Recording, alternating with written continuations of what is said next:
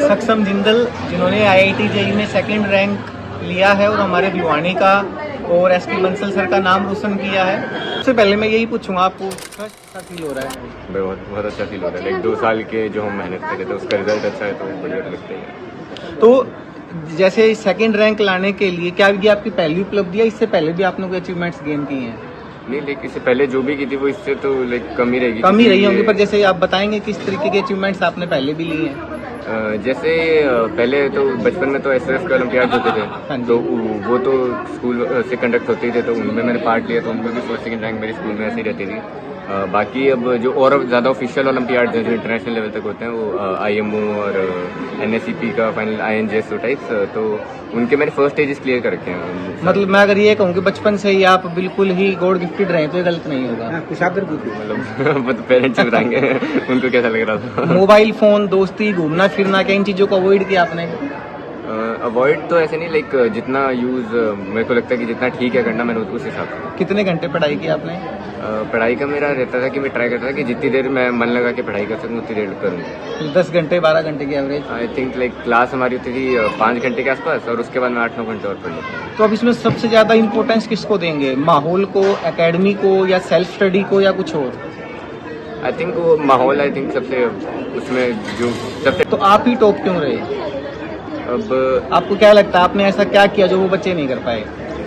नहीं, देखो ऐसे कि 10th तक तो थोड़ा बहुत तो डिफरेंस पहले से होता है काफ़ी। मतलब मैं ऐसे नहीं बोलूँगा कि एकदम से मैंने 1 लाख बच्चों को बीट कर दिया, पहले मैं काफ़ी बच्चों से आगे हूँगा, बट अब फिर 2 साल जो मन लगा के ज़्यादा मेहनत करेगा उसके इंप्रूवमेंट और भी ज़्यादा होता रहेगा।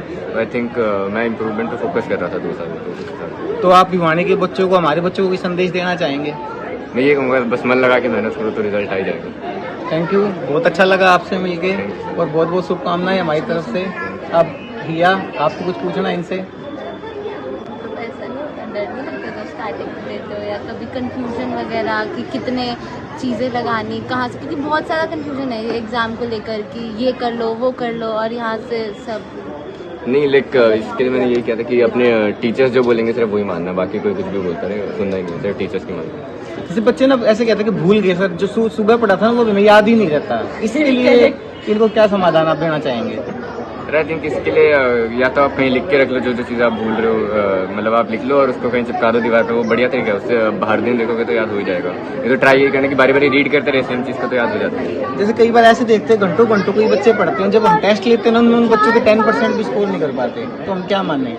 वो बच्चा या तो बेवकूफ़ बना रहा है या फिर वो बच्चा पढ़ रहा है पर उसको गेन नहीं कर पा रहा है। हाँ, लाइक ऐसा कि बिना मन के पढ़ाई करोगे तो उसका गेन नहीं होगा, तो हमको अपने हिसाब से आइडेंटिफाई करना होगा। लाइक कुछ बच्चे क्या है, मैं अपनी क्लास में बता रहा हूँ, मेरी क्लास में बच्चे थे जिनकी बढ़िया बढ़िया रैंक्स आई ऊपर, तो उनका ऐसा भी था कि वो 2 घंटे सोने के बाद पढ़ाई शुरू करते थे, या कोई बीच में पहले खेलेगा 2 घंटे उसके बाद पढ़ाई शुरू करेगा। तो मतलब ऐसा कि ब्रेन जब पूरा तैयार हो पढ़ने के लिए हमको तभी शुरू करना चाहिए। जो बच्चे ये सोचते हैं थोड़ी देर में करता हूँ, कल करता हूँ, परसों करता हूँ, उनका कल कभी नहीं आया है। हाँ, मतलब मन तो अब हमारा अगर कुछ टारगेट है तो फिर उस पर फोकस तो रखना ही पड़ेगा। बिल्कुल। धैर्य? भैया मेरे को ये पूछना है कि जिस तरह कोई चैप्टर मैंने पढ़ा उसके बाद मैंने उसके क्वेश्चन भी करे या फिर वही, लेकिन कॉन्फिडेंस नहीं आ पाता कि मैं इसके क्वेश्चन कर सकता हूँ अभी भी, उसके लिए आई थिंक मतलब मैं ऐसे डायरेक्ट कोई गाइडेंस नहीं दूंगा, क्वेश्चन प्रैक्टिस करनी पड़ेगी जितनी ज़्यादा हो सके। बाकी पहले हमको आइडेंटिफाई करना पड़ेगा कि हमको समझ ही नहीं आ रहा है एक टाइप के, या फिर देखेंगे एक ही टाइप के क्वेश्चन बारी बारी गलत हो रहे हैं क्या, तो फिर टीचर्स से ही गाइडेंस लेंगे हम। टीचर्स अब सबका लेवल अलग होता है, तो मैं ऐसे किसी को एक लेवल के बच्चों को ऐसे नहीं कह सकता कि तुम यही करो। जो भी टीचर्स बोलेंगे, टीचर्स को बेस्ट पता होता है बच्चों का, तो हमको वही फॉलो करना है। आप सेल्फ स्टडी की कितनी इंपॉर्टेंस है इसमें? सर आई थिंक स्पेशली मैं जेई के लिए बोलूँगा, नीट का मैं आइडिया नहीं कर पाऊंगा, बट जेई के लिए तो आई थिंक सेल्फ स्टडी सबसे ज़्यादा इंपॉर्टेंट चीज़ है कि उसमें जितने क्वेश्चंस खुद होंगे वही ज़्यादा फायदा करेगा। बिल्कुल।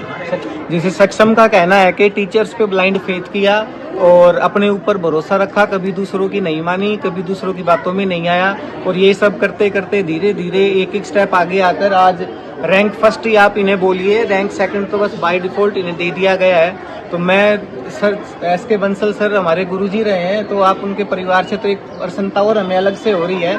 तो मैं फिर से बहुत बहुत अभिनंदन, बहुत बहुत बधाई आपको देता हूँ टीम वॉक्से की तरफ से, और आप ऐसे ही आगे बढ़ते रहें। तो आज हमने बात की सक्षम जिंदल से, जिन्होंने IIT एडवांस में सेकंड रैंक लेकर नाम रोशन किया हमारे हरियाणा का, अपने पेरेंट्स का, और हमने इनसे जाना कि सेकंड रैंक लाने के लिए क्या क्या एक गुण बच्चे के अंदर होना चाहिए। तो जब हमने इनसे बात की तो हमें सक्षम ने बताया कि बचपन से ही बड़े प्रतिभाशाली रहे हैं, बहुत सारे हर कंपटीशन जिसमें भी इन्होंने पार्टिसिपेट किया है उसको जीता है। इन्होंने अपने ऊपर लिमिट लगाई, चीज़ों को लिमिट में यूज़ किया, इंस्टाग्राम, दोस्ती, यारी, इन सब के बीच में एक लिमिट में रहे। और जो सबसे बड़ी बात इन्होंने हमें बताई कि मैं कॉन्फिडेंट रहा। कॉन्फिडेंट, अगर आप कॉन्फिडेंट है तो आपको कोई हरा ही नहीं सकता। तो आशा करते हैं इस वीडियो से, इस इंटरव्यू से आपने ये सीखा कि टॉपर रहने के लिए क्या क्या चीज़ें एक बच्चे के अंदर होना जरूरी है, बच्चों को कितनी अपने अंदर लगाम लगानी पड़ेगी। सफलता त्याग मांगती है बच्चों। अगर आप ये चाहोगे मैं मज़े भी करूं और मेरी रैंक भी आ जाए तो ये पॉसिबल किसी भी हालत में नहीं होगा। तो हम तो यही कहेंगे इस वीडियो से आपने जो भी सीखा आप अपने इस बात को संज्ञान में लेके आएँ और मेहनत करें, दूसरों की तरफ ना देखें, दूसरों की बातों में ना आए। जरूरी नहीं है एक बच्चा अगर 20 घंटे पढ़ सकता है तो आप भी 20 घंटे की कैपेसिटी रखते हो। एक बच्चे को कोई चीज़ 20 घंटे में समझ में आती है और दूसरे को 10 में ही समझ में आ जाए। तो जैसा सक्षम ने भी बताया कि जब तक मन लगे तब तक पढ़ो, जबरदस्ती किताब उठा के बैठने से कुछ नहीं होगा। तो इन्हीं सब चीज़ों के साथ मैं आशा करता हूँ कि आपने इससे कुछ सीखा। और हमारे बच्चों को भी मैं यही कहूँगा कि बातों में ना आए, अपनी मेहनत करते रहें। जो होने वाला है उसकी चिंता आप मत करें, आप अपना बेस्ट दें। सब कुछ नियति के हाथ में है, आपकी मेहनत ही बताएगी कि आपकी सफलता कितना शोर मचाएगी।